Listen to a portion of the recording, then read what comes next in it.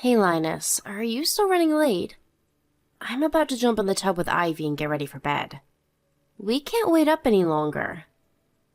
Sorry, babe. I totally forgot to message you. I'm really sorry. My boss gave me overtime again today. What? But you promised to watch Ivy today. I know, I'm sorry. I'll watch it tomorrow instead. I really mean it this time. I'll stay with her till she falls asleep. You better follow through this time, Linus. I'm sick of you canceling on me.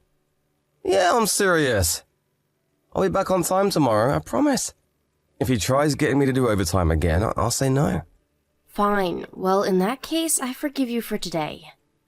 I'm getting so big these days, it's hard to move around.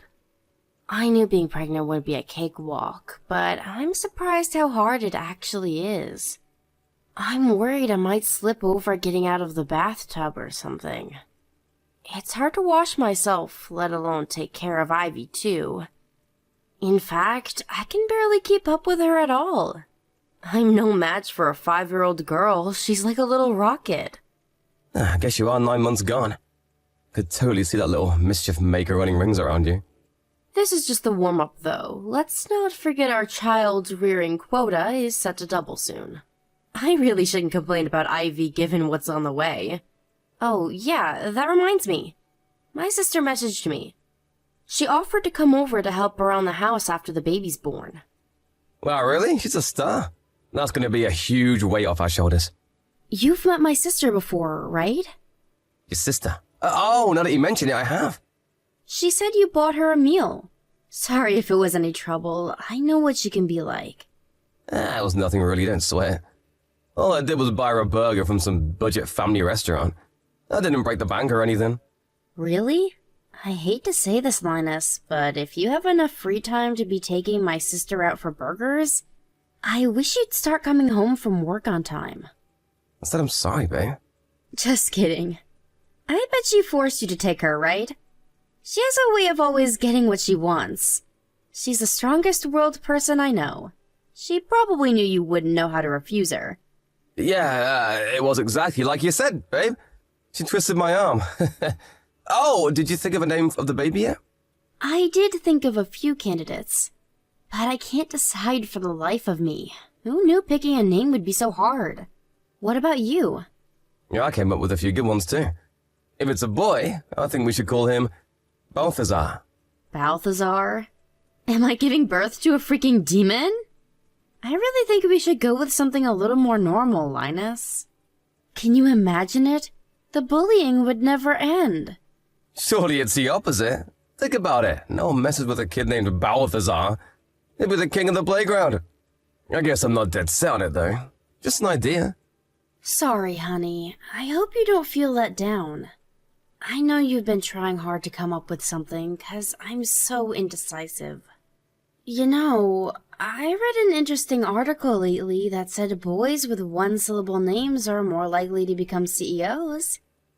Not like he has to be a CEO or anything, but I do think it'd be nice if he had a name that boosted his chances of getting success in the world. I tell you what, let's both think on it a little longer. We can share what we come up with and decide on it together. You care about the number of syllables? I get that it might sound excessive, but I don't see any harm in it if it's a name we like and it helps his chances of getting along in the world. Here, I just looked up the figures. It says that statistically, boys earn on average $3,600 less a year for every extra syllable in their name. Don't worry, I'm fully aware of how materialistic I probably sound. I just think it'd be cool if we could name our boy scientifically, you know? Linus, am I weird? I'd be lying if I said you weren't, babe. It's cool, though. We knew that already. I really don't think syllables are that important, though. It's not like he absolutely has to have a one-syllable name or anything. But this is our son we're talking about. Surely we should do everything we possibly can to help him get ahead in life. Every I dotted, every T crossed. I'm surprised you're so anxious over all this. Surely this being baby number 2 puts your mind at rest a little. I might have more of an idea what to expect now, but childbirth is difficult, full stop. Plus, this is our first boy. I'm a little nervous about him being bigger than Ivy, and if he inherits your big melon head on top of that, I'm in for a world of hurt. Hey, that wasn't called for. I'll get you back for that one. Oh, you'll be fine though, babe, really. I'll always be here for you to bring him up. Right. Anything I can't do, I'll leave in the hands of his clever and capable dad. Yep, leave it to me. I feel bad about how things have been lately, though. Things have been so crazy at the office, I'm leaving you to do pretty much everything. I know work has been busy lately, and that's not your fault, but I do wish you to make an effort to make a little more time for Ivy. That's gonna be doubly so when the next one's born. Ivy started saying she misses you and asks why you're never around a few weeks back. Damn, am I really at the office that much? You barely spend any time with her. She'll forget you if you're not careful. Will you make sure to prioritize Ivy when our son's born? I'm gonna have my hands full with him. Apparently, it's not uncommon for the firstborn to get jealous and feel lonely when their new little sibling comes into the scene and suddenly starts stealing all their attention. I want us to create the kind of environment that makes it easy for her to accept her little brother and avoid her holding any negative feelings towards him. That's a good point. You're right. Sorry, the boss is shouting at me. I have to get back to work now. No problem, honey. Sorry for keeping you. Good luck. I hope you manage to get out before midnight.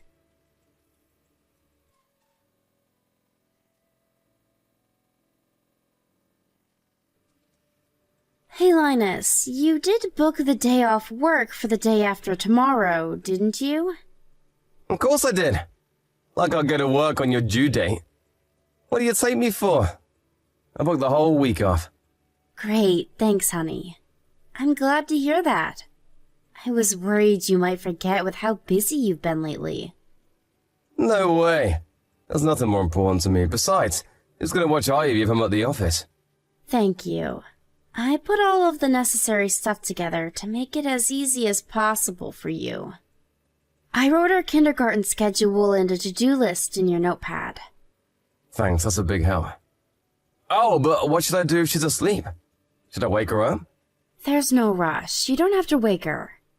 Just bring her when she wakes up. But I want to see my son as soon as I can. Don't worry, I'll send you some pics straight away. Remember to let your mom know when he's been born, too. She said she wanted you to bring her to the hospital. What, my mom said that?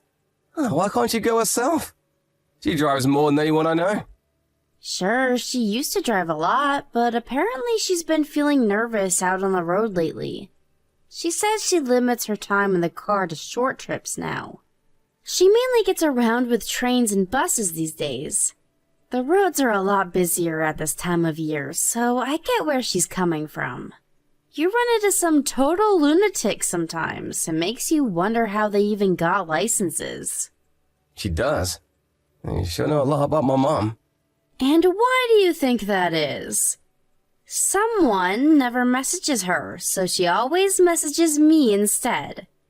You're a grown man, Linus. You need to stop leaving your own mom on red.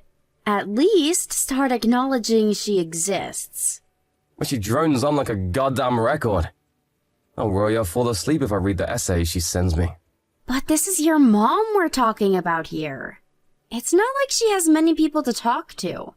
She probably gets lonely. Would it really hurt to speak to her every now and then? You even turned her down when she offered to come and stay with us after the birth to help out with the kids and the housework. I felt so guilty you wouldn't believe. To be honest, I still do. What's worse, you made me turn her down. Couldn't you at least have done it yourself? Sorry. I'm not laughing, Linus. Jeez, come on, babe. I'd never get a break if my mom lived with us. But you will when my sister moves in. She's a million times worse. Nah, I'm sure I'll get to relax with Helen around. She's super kind and cooks a mean steak. How do you know that? Has she cooked for you before? No, but I got to know her a little when I took her out for that burger. She showed me a bunch of pics of the meal she made on her Peep Book page. I got the impression she really enjoys cooking. Yeah, apparently she cooks for her boyfriend every day, I can vouch. She's really talented. She's passionate about cooking ever since she was a teenager. I gotta say though, I think your mom's cooking is even better. Oh yeah? Well, I'm bored of it. That's mean. If you say that about your mom's masterpieces, what hope is there for me? If that's what you think, I'm worried you'll get bored of my cooking soon too. No way, babe. You got the most delicious meals on the planet. Who was it that said my repertoire was too small? Go on, remind me. I told you that was just a joke. If you say so. We can go with that if it makes you feel better. Oh, I almost forgot. Would you mind picking up some more bottled water on the way home from work? About that. You see, babe, the thing is, I'm gonna be home late from work again. What? But you said you'd be home on time last night. I'm so sorry. Linus, are you sure you have my due date booked off? You are gonna be home to watch Ivy, right? It's a miracle you managed to book a whole week off when things are this hectic. I don't think I've ever known anyone as busy as you these past few months. Relax, it's fine. As long as the birth goes ahead as planned, I'll be able to watch Ivy no problem. I really hope you will. Will you have your mom on standby to watch her in case there's some kind of emergency and you have to go in on short notice? I won't take no for an answer on this one, even if you are allergic to messaging your mom. Fine, I will. We can't risk Ivy being left alone. Right. My mind will be at rest once your mom knows. Chill, you can count on me. I'll take good care of her while you're in hospital, trust me.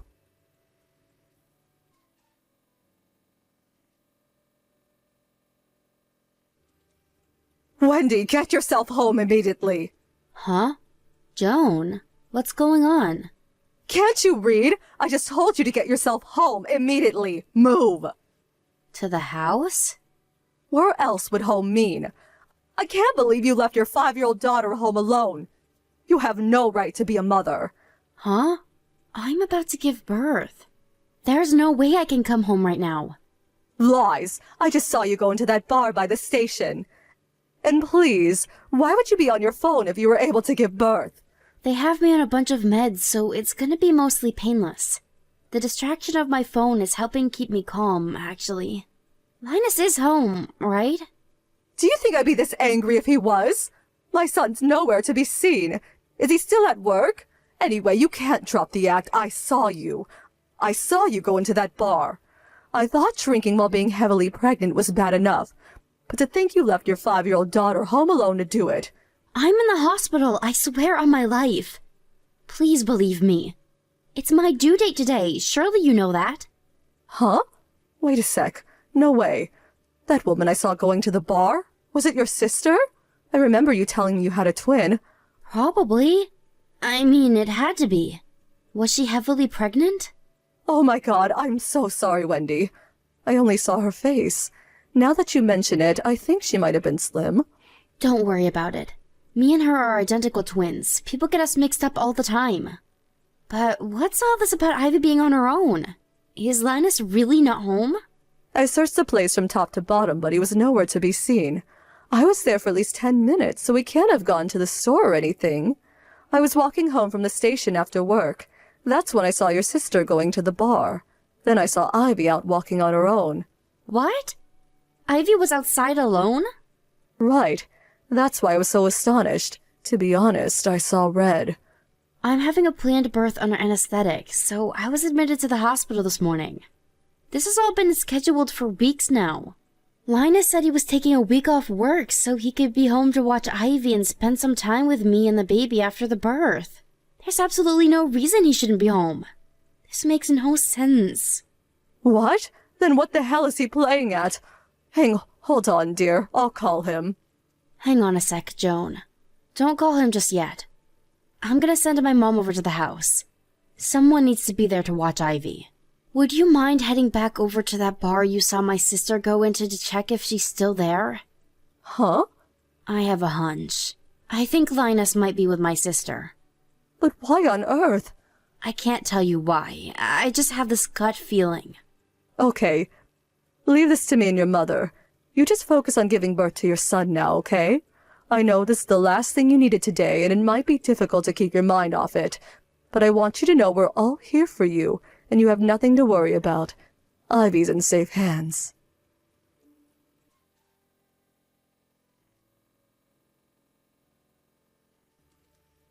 Wendy, I'm sorry. I'm really, really sorry. There's no excuse for what I did. I'm sure you already heard from both of our moms, but I want a divorce. No, wait a sec! Let's at least talk things through first.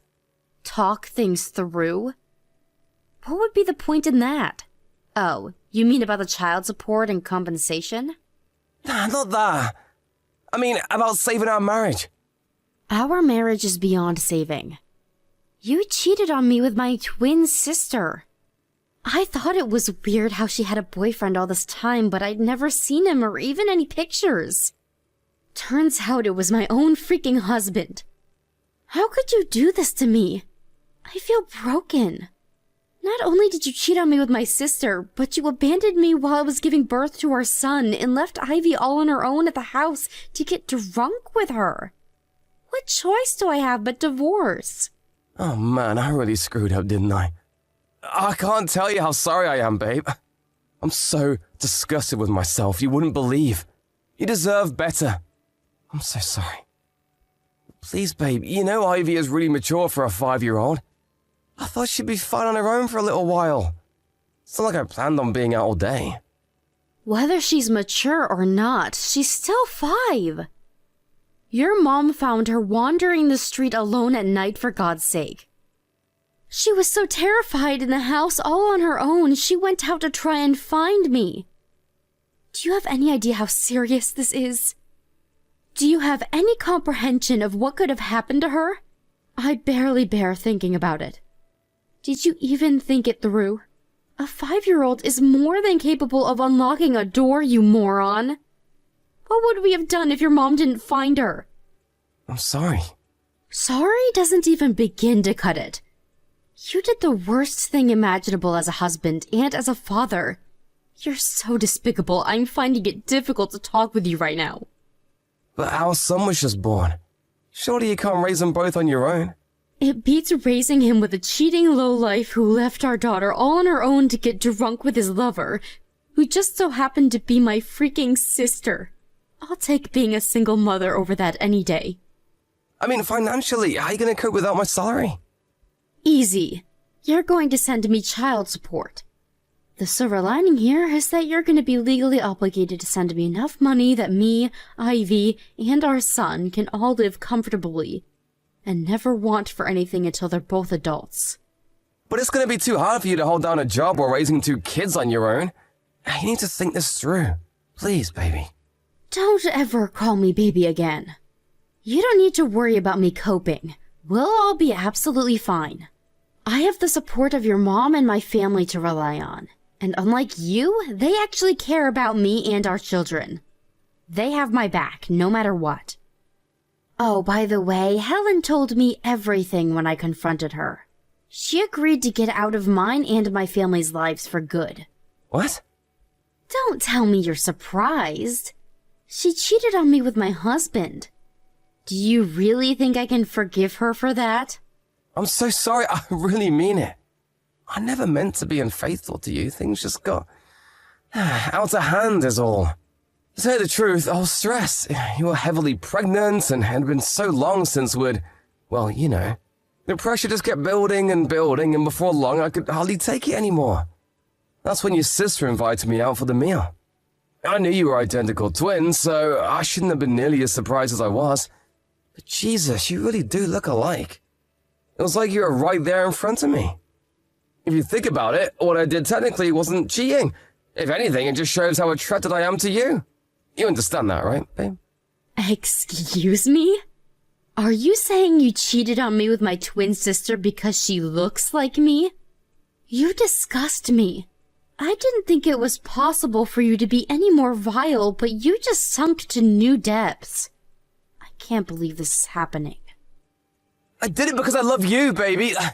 I don't expect you to forgive me, but at least I want you to understand why it happened. I planned on ending things with her when Balthazar was born, I swear. Bullshit, scumbag. And our son is not called Balthazar, you freak. Stay out of our lives forever, you piece of low-life trash. Wendy, please calm down. Don't do this. You're making a mistake. I'll do anything for you to forgive me, anything. Just tell me what you want and I'll do it. Words can't describe how sorry I am. Sorry doesn't even begin to cover it. Let me make it up to you, baby. I promise I'll never meet your sister again. I swear on my life. I don't care. Do as you please. We're getting a divorce, so you're free to continue your needy little romance. No, I don't want her. I want you. I can't bear to lose you. Please, rethink the divorce. I love you. I love you, I love Ivy, and I love our son. You're my world. Please believe me. We are where we are right now precisely because I was stupid enough to believe you. I never want to see your face again. You'll never live under the same roof as us for as long as you live. You've lost any right you had to be my husband, and you've lost your right to be a father. You say you love me. But if your love is so superficial that anyone who looks like me can get a share, then you can stick it up your ass.